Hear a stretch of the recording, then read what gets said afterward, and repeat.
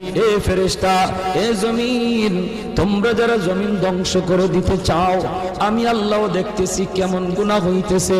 যেই মানুষে আমি আল্লাহ এত আদর করে বানাইলাম, আসমান আল্লাহ বানাইছেন কুন ফায়াকুন বইলা, ফেরেশতা আল্লাহ বানাইছেন কুন ফায়াকুন বইলা, জমিন আল্লাহ বানাইছেন কুন ফায়াকুন বইলা, কিন্তু আমারে আপনারে আল্লাহ পাক কুন ফায়াকুন বইলা বানায় নাই।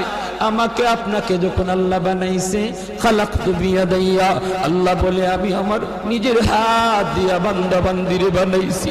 কারণ এই চেহারার মধ্যে এত দামি কপাল, ওই কপাল দিয়া বান্দা আমার কুদরতি কদমে সাজদা দিবে।